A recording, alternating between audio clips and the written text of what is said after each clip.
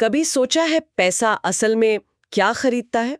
क्या सिर्फ चीजें या शायद आजादी? गहरा सवाल है। आज हम ग्रैंड सबैटियर की किताब financial freedom, a proven path to all the money you will ever need पर बात करेंगे। हाँ, ये वो कहानी है कि कैसे कोई सिर्फ 5 साल में मतलब $2.26 से शुरू करके $1 मिलियन से ज्यादा बना सकता है। बिल्कुल। तो चलिए देखते हैं इस किताब में वित्तीय स्वतंत्रता का क्या रास्ता बताया गया है और कैसे ये पारंपरिक सलाह से थोड़ा हटके हैं। चलिए। किताब का एक बहुत बड़ा आइडिया है कि पैसा शायद असीमित हो, कमाया जा सकता है, पर समय वो सीमित है। हाँ, समय वापस नहीं आता। ग्रांट खुद अपनी शुरुआती नौकरी से खुश नहीं थे। उन्हें लगता था कि वो अपना सबसे कीमती एसेट यानी टाइम बस गुजारा करने में लगा रहे हैं। सही। और ये जो 40 साल काम करके रिटायर होने वाला मॉडल है, हाँ, वो इसी प्रॉब्लम को दिखाता है। बिल्कुल। और जो पारंपरिक सलाह है, जैसे अपनी आय का 5 या 10% बचा लो, था वो आज के समय में महंगाई और भविष्य की अनिश्चितताओं को देखते हुए मतलब शायद काफी ना हो। अच्छा, सोचिए 2-3% औसत महंगाई भी आपकी बचत की क्रय शक्ति धीरे धीरे कम कर देती है। हाँ, किताब में कैलकुलेशन भी है हाँ, कि 40 साल तक 5% बचाने पर जमा हुए लगभग $470,000 आज के डॉलर में शायद सिर्फ $1,44,000 के बराबर हों। ओह, ये तो काफी सोचने वाली बात है। हाँ, खासकर जब सोशल सिक्योरिटी जैसे सहारे भी पक्के नहीं हैं। यहीं पर शायद कंपाउंडिंग यानी चक्रवृद्धि ब्याज काम आता है। ये हमेशा सुनना बड़ा मजेदार लगता है कि कैसे छोटा सा निवेश भी समय के साथ हाँ, वो बढ़ता जाता है। जैसे $100 भी अगर 10% सालाना बढ़े तो 40 साल में $5,370 से ज्यादा बन सकते हैं बिना कुछ और डालें। बिल्कुल। कंपाउंडिंग का असली जादू यही है। आपका पैसा आपके लिए और पैसा कमाता है, ब्याज पर ब्याज। और इसमें सबसे जरूरी चीज है समय। जितनी जल्दी शुरू करें उतना ज्यादा समय मिलता है पैसे को बढ़ने के लिए।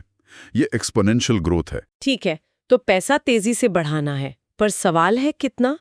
किताब योर नंबर यानी आपकी संख्या निकालने पर जोर देती है। हाँ, वो रकम जो आपको चाहिए ताकि आप काम करें या ना करें, ये आपकी मर्जी हो। और इसे निकालते कैसे हैं?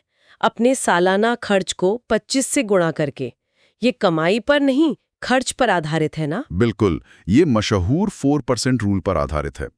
मतलब आप अपने कुल निवेश का 4% सालाना निकालकर जी सकते हैं और पैसा खत्म होने का खतरा कम रहता है। अच्छा, तो अपना नंबर जानने के लिए सबसे पहले अपने खर्चों को ठीक से समझना होगा। जैसे किताब में वो उदाहरण है हाँ, कि अगर कोई बाहर खाने पर महीने का $350 खर्च करता है, तो सिर्फ उस आदत को बनाए रखने के लिए उसे $1,05,000 बचाने होंगे। बाप रे, $1,05,000 सिर्फ बाहर खाने के लिए? हाँ, ये उस आदत की असल कीमत है फाइनेंशियल फ्रीडम के नजरिए से। समझ गई।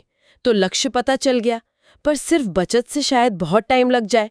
इसीलिए किताब आमदनी बढ़ाने पर भी उतना ही जोर देती है। हाँ, खासकर साइड हसल से अतिरिक्त कमाई। जैसे वो मैट का उदाहरण है ना, ग्राफिक डिजाइनर जो डॉग वॉकिंग से अपनी मेन जॉब से ज्यादा कमा लेता है। बिल्कुल। और यहीं पर बचत दर यानी सेविंग्स रेट बहुत महत्वपूर्ण हो जाता है। आप अपनी कमाई का कितना % बचा रहे हैं। ये स्पीड तय करता है। हाँ, ये तय करता है कि आप कितनी जल्दी अपने नंबर तक पहुंचेंगे।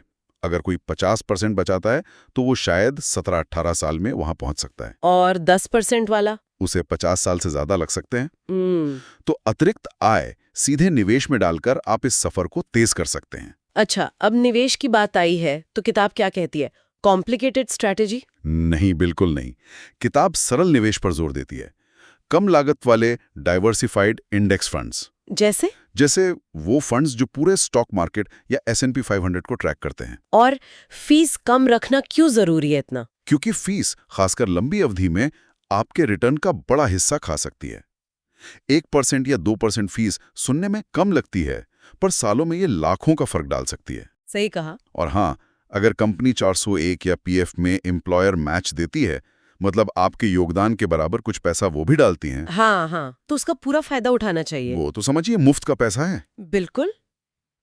अच्छा, खर्च कम करने पर वापस आते हैं। किताब कहती है कि छोटी छोटी चीजों पर ज्यादा चिंता करने के बजाय 3 सबसे बड़े खर्चों पर ध्यान दो। हाँ, आवास, परिवहन और भोजन, ये बिग 3। आवास के लिए हाउस हैकिंग का आइडिया दिया है, मतलब घर खरीदकर उसका कुछ हिस्सा किराए पर देना। हाँ, जिससे आपकी रहने की लागत कम हो जाए या शायद खत्म ही हो जाए।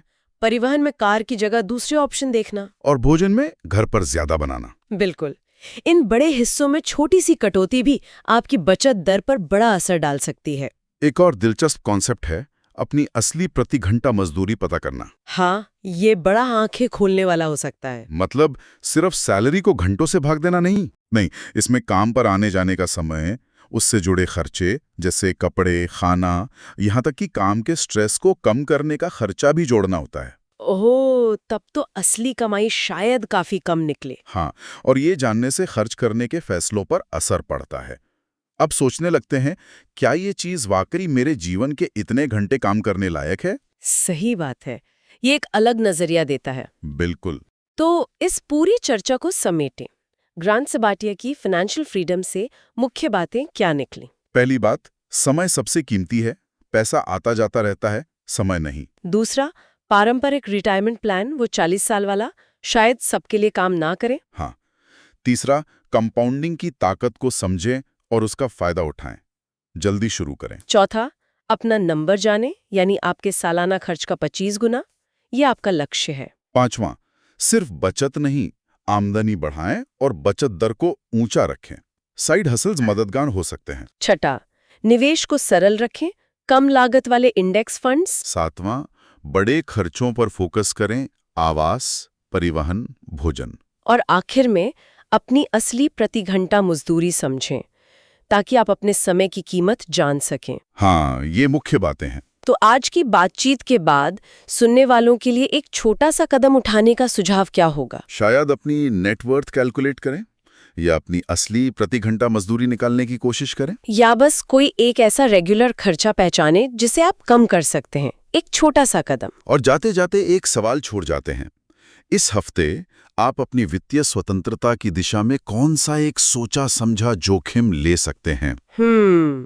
जोखिम। हाँ, चाहे वो सैलरी बढ़ाने की बात करना हो, कोई नया स्किल सीखना शुरू करना हो, या किसी साइड हसल के बारे में सोचना ही क्यों ना हो।